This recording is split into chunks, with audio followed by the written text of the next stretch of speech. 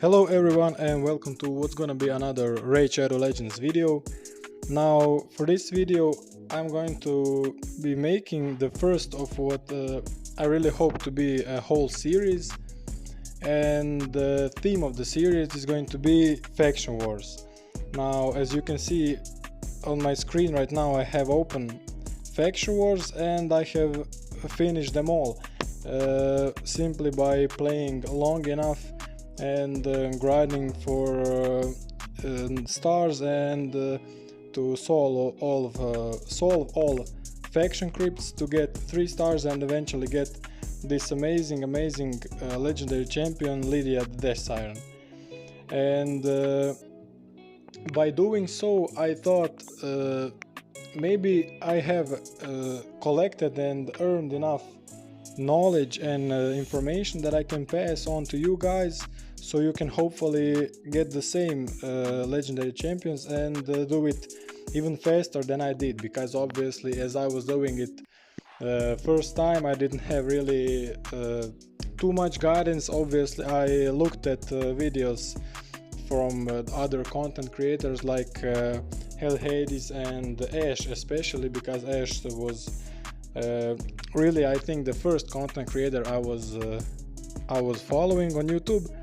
But yeah, I have set myself with a mission here to help you guys achieve the same. So basically what I'm going to be talking about is one thing in particular.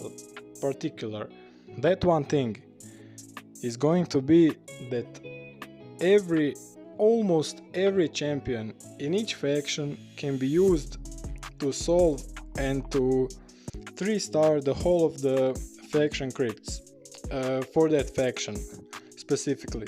So in this first video I'm going to be going over the first what am I doing here? I'm going to be going over the first faction, that is the Banner Lords. Now obviously, as we all know, legendary champions being legendary are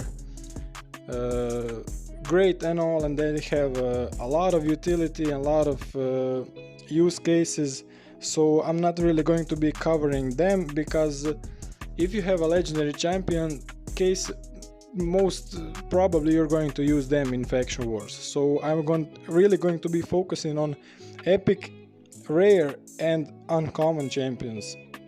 I don't think common champions will be used in faction wars much, but yeah, there obviously are many exceptions. So yeah, let's start by quickly reviewing all the epic champions, and then I'm going to be explaining what do you need for this faction in order to beat it, 3-star it. So yeah, we have first here Hordin. He's a great champion. He's a big hitter, but he only does single target stuff, so yeah, not really too great, but you can certainly use him. That's the main point, you can certainly use him. Next we have Lordly Legionary. He's a daily login champion, a little bit of fire net and that, and he's I think he's actually good. He has this decrease debuff. You can place it on the boss for some speed, and yeah, you can really benefit from this reflect damage and a continuous heal. Nevertheless, it's on a 4-turn cooldown, 3-turn cooldown. I think it's it really doesn't make that much difference in faction wars as opposed to other players, much harder areas of the game, like Doom Tower and Arena and all of that places. Next we have a daily login excuse me, not daily login, he's a Doom Tower fragment champion. He's Archimage Helmet. He's very great champion. He maybe is my most favorite epic in this faction. Next we have Gerhard the Stone. He is a big hitter, A1 big hitter. He is really trash if you put him anywhere else in the environment, but I think he has some use case, especially with this A1. His A2 is, you know, a big hit and all that, that's really nice, but his A1 has stun. And the reason why stun is important is because you really want to stun that second minion in stage 21, because that second minion, I think it's the right minion on the right side, when you're fighting the boss, is because that minion attacks you based on your max HP, and he deals, I mean, he just erases you. You probably counter him, and you know, those of you who finished Faction Wars, you know he hits hard. Those of you who didn't, probably because of him. And yeah, I mean, I had a really great time fighting that boss, going over the faction, and then he just obliterates me, and I'm finished. I lose. I have to go again. So yeah, I mean, even if it's a small chance, if you can get him to hit and proc that stun, it's really helpful. So yeah, not even Gerhard the Stone, who is probably the worst of all these champions, epics for Faction Wars, he still has some use case. Next we have Arndulf in defense champion. He has AoE Fear, Weaken. He has A3 reflect damage, counter attack on himself, so he can get that provokes up. So you're already imagining the scenario, him getting the counter attacks, provoking them mobs, provoking that man eater on the wave 2 of stage 21, which is really annoying. He has utility even for those Cetalia waves, I think they are in stage 20 maybe. And yeah, he is, I think he's a great Faction Wars champion. Next we have Oathbound, old school champion, freeze, AoE Dickers attack, block active skills, although at random, but still. So yeah, you can already imagine that he has, and he is going to have a great amount of utility for your team in Faction Wars, in CC. So that is crowd control. So yeah, next up, Channel Jasmine, whatever you say it, places extra hit, trash A1, heals an ally A3 on a 2-turn cooldown, and removes all buffs and places sleep. Great Faction Wars champion. Really recommend you build her up to 50. She doesn't need to be 60, and she can control those waves, heal your ally, and she can be a good support champion. Also, 2-turn massive heal on your ally is going to be detrimental for your boss fight, because when that champion hits you, the boss minion, you're gonna lose a big amount of your health, and you're going to get it right back with this champion heal. So yeah, next up we have Seneschal, really underrated champion. He has what is this? A single target veil, continuous heal, 2-turn cooldown, kind of trash but still usable. And he has a great ability on his A3, which is on 4-turn cooldown, which is not great, but you can still and definitely will use him, because I look at it this way. If you place an AoE provoke with your champion, basically the whole team grants an extra turn. I mean, it's not really an extra turn, but by having those enemies provoked, you can A1, literally A1 cycle your abilities until that provokes come off your enemies, and you're gonna be like granting an extra turn. So the Seneschal champion right here is very good for Faction Wars, very good. Next we have Alaric the Hooded. He is attack based champions. Now attack based champions really have less utility for faction wars, because in faction wars you really want sustainability, health, defense, those type of things, staying alive, doing damage slowly. And yeah, but he still, with decreased turn meter A1, he has remove buffs on his A2, and he has a decreased attack and decreased accuracy A3. A3, I mean, you can build him like a support. I mean, a little bit of on the tanky side, he has a very small defense and low HP, but still you can get him enough to survive. You can use him as a debuffer on your team. He doesn't have to be a damage dealer. And he has also attack and faction creeps. I mean, yeah, useless. Lady Quillan, the Lady Quillan, what's it called? The promo code champion. A1 filter meter, A2 extra hit, filter meter by 30% if this attack kills an enemy. You really aren't going to see that much, but it could happen and it could be great. And she's got an AoE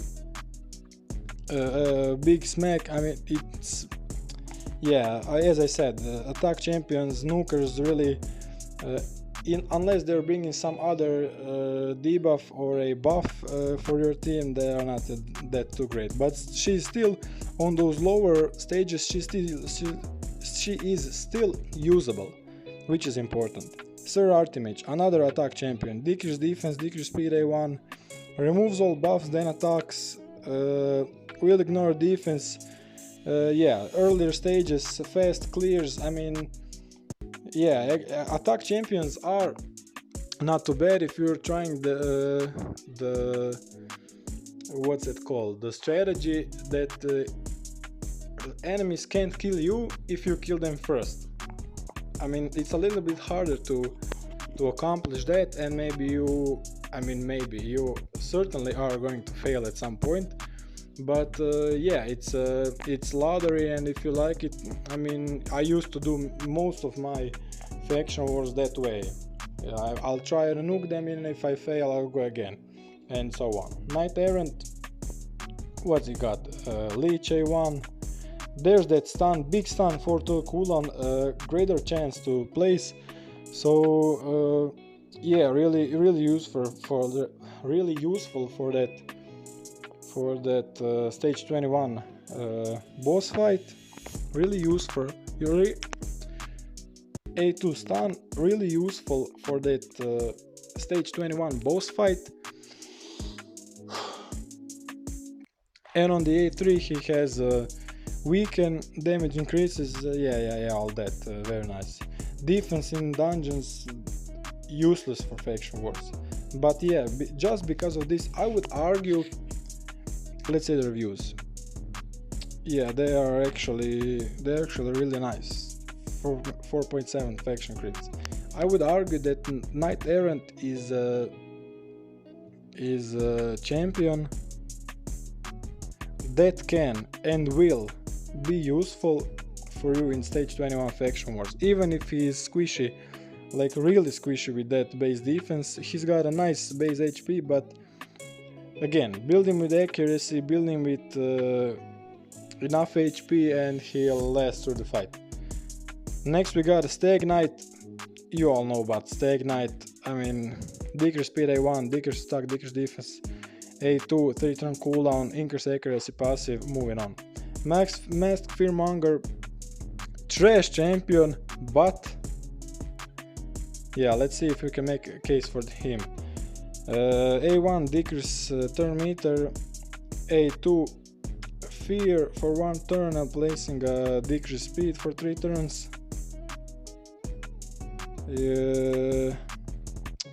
Yeah, I mean he probably has the lowest utility for you in faction wars, but you can try and lotto your team through faction wars by fearing your most feared opponent, in faction wars, and by that I mean those mobs. Maybe you'll fear one of those Setalias, or I don't know, maybe a what's it called, a man-eater, or maybe even that stage 21 boss mob. And yeah, you know, it could work out. A3, his A3, ignore defense. I mean, you're not really useful, but as I said, filter meter by 50 whenever an enemy. Oh, so yeah, he even with this passive, he even has a chance to proc thermometer field and go before that mob or that champion kills your entire team, maybe fearing him, and what do you know, maybe you'll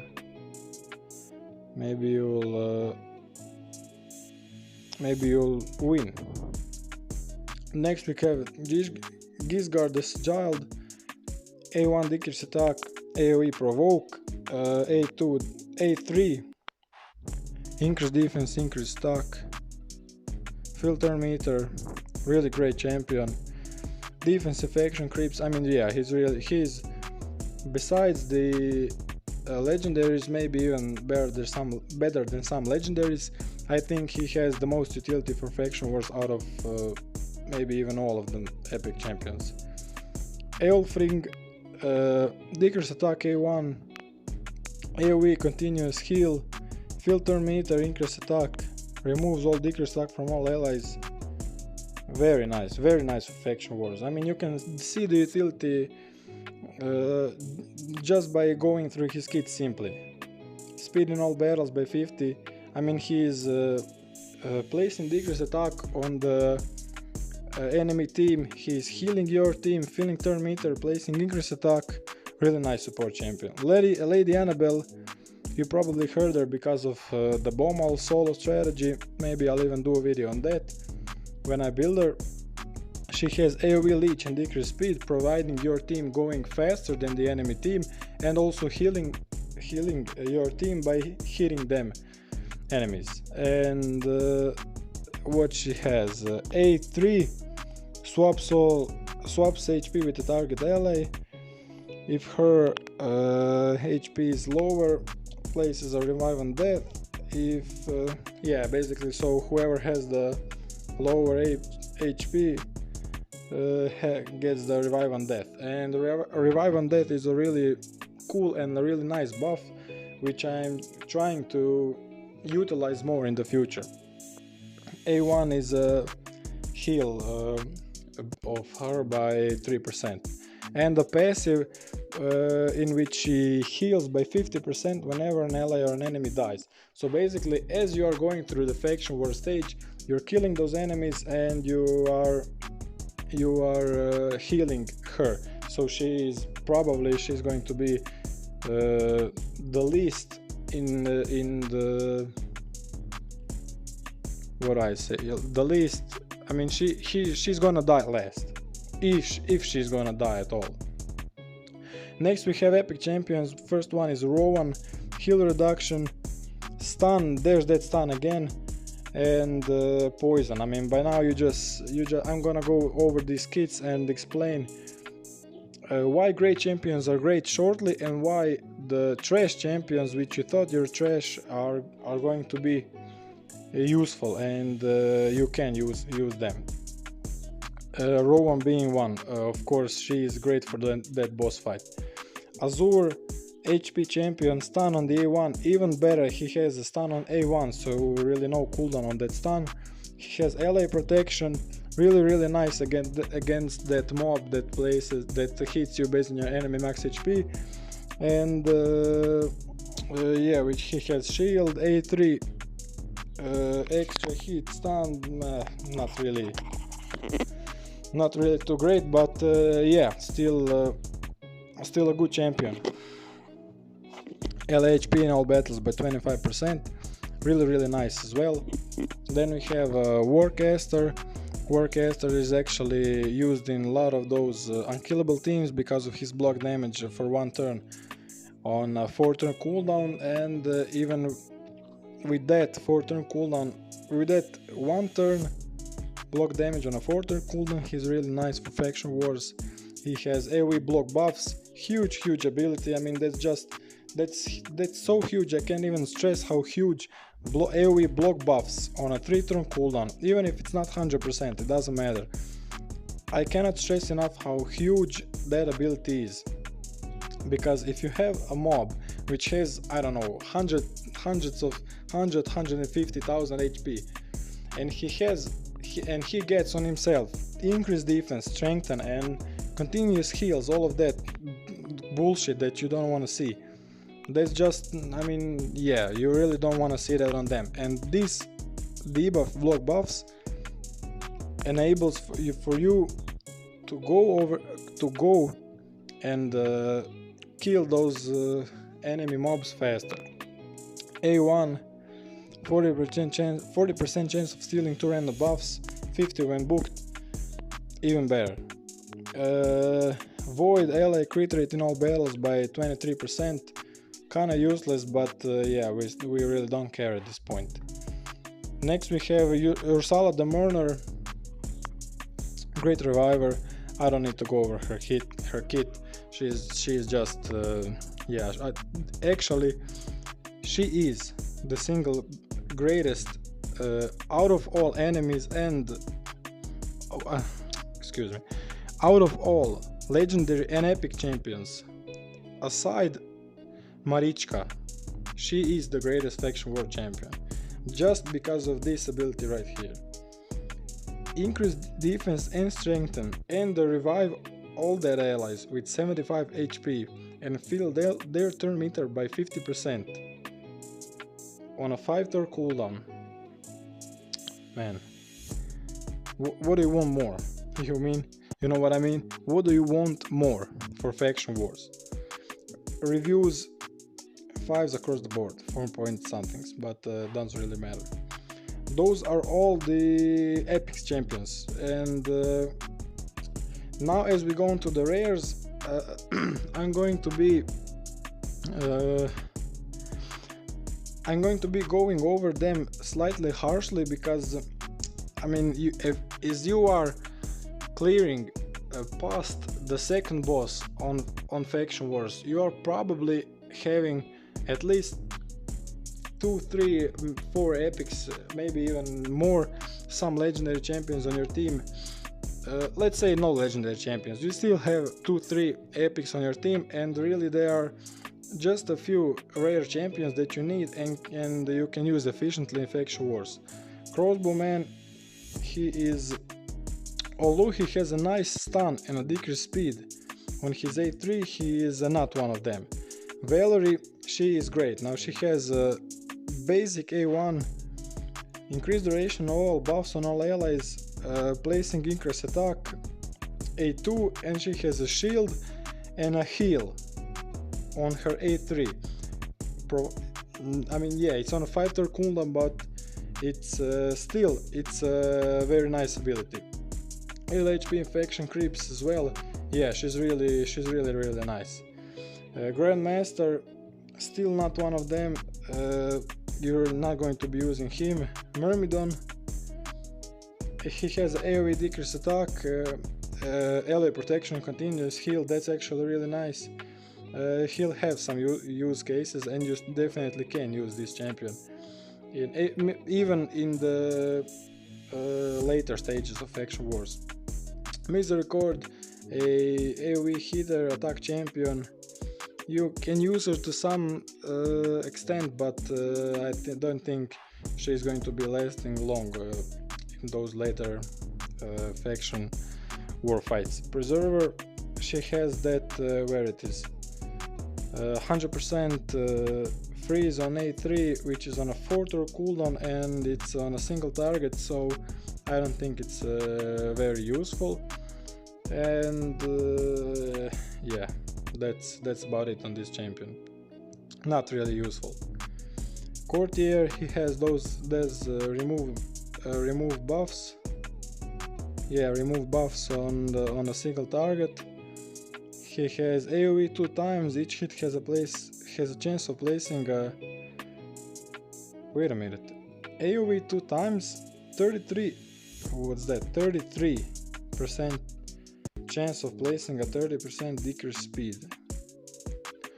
I don't think I'd see ever in this game a 33% chance. Usually it's 30. But yeah, as I'm reading this now, this is actually a very nice ability. If you can get this champion kind of tanky, I mean not tanky, but enough for him not to die, put him in a whatever you wanted, freeze, sleep, stun set may be the best. With this AoE decrease speed, AoE twice, he's going to be really good for your faction wars teams. Bombardier, yeah, nothing there. Skip, food, whatever you want to call it. Quaestor, whatever you say that name, again, no debuffs and trash. Spy Master, now he has an AoE block buffs. I already stressed how important this is, so we're gonna be moving on. AoE Provoke, yeah, this is a really nice rare champion, and you can definitely use him, maybe even up to stage 21 faction wars with decent gear. Cataphract, nothing there, moving on. Conqueror, he has remove 2 buffs, maybe they can be useful. Block revive single target, yeah, I don't think the champion is gonna be used. Halberdier, A1 weaken, ignore shield block damage. Yeah, this is an interesting passive, and maybe there's someone who figured something cool with his passive, like a massive damage from him, but for faction wars, not really useful. Risk Arm, he was used in a past fusion. He has A1 stun, really nice. AoE shield on this champion for 2 turns, maybe stun set viable, and he has a counter attack on that ally and increased defense on all allies for 2 turns. 4 turn cooldown, yeah, it's actually pretty decent.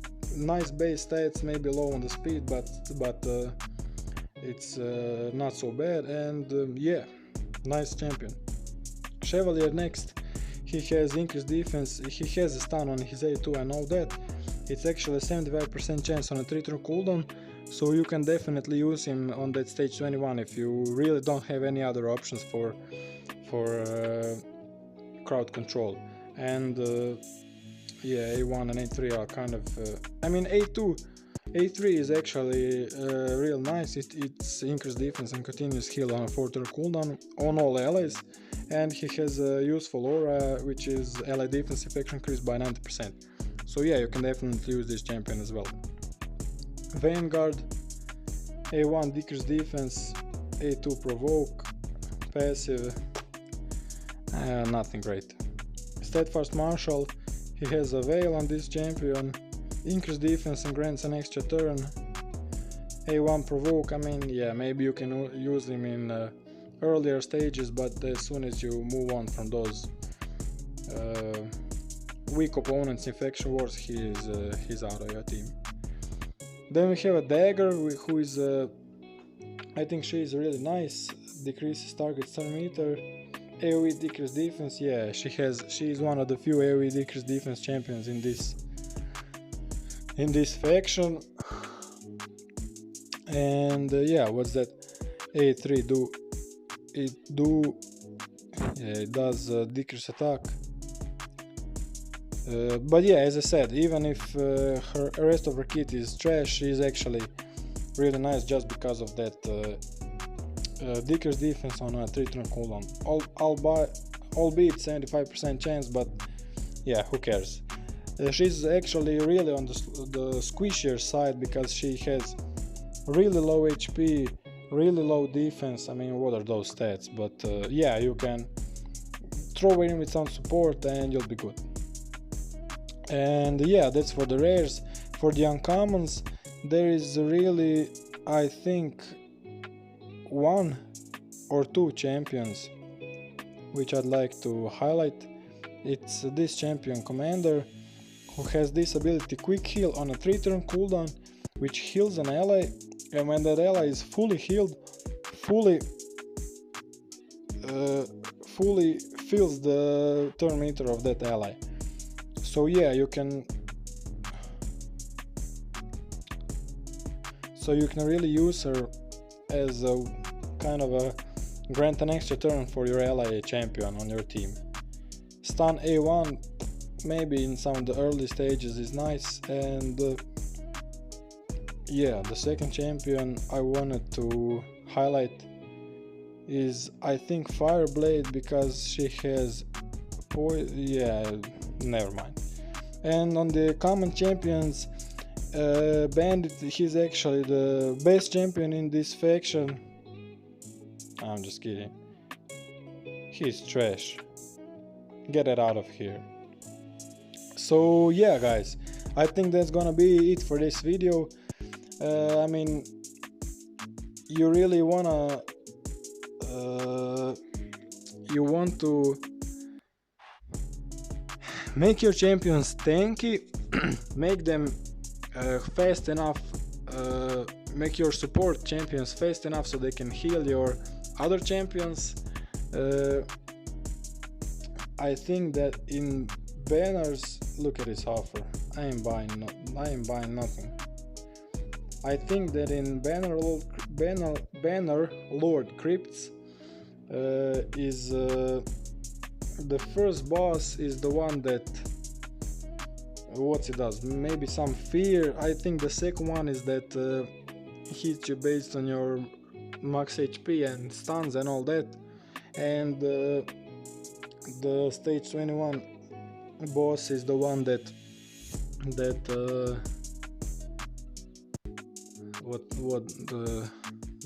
what he attacks you with some fear, but you really wanna kill those mobs as fast as you can and control them because he revives them. So yeah, guys, I hope that was helpful. I'll try to do a video like this for all of the factions. Let me know if this video is too long, if you want me to go over the champions faster and not explain why they are useful or not useful so long. And yeah, see you guys in the next one. Bye.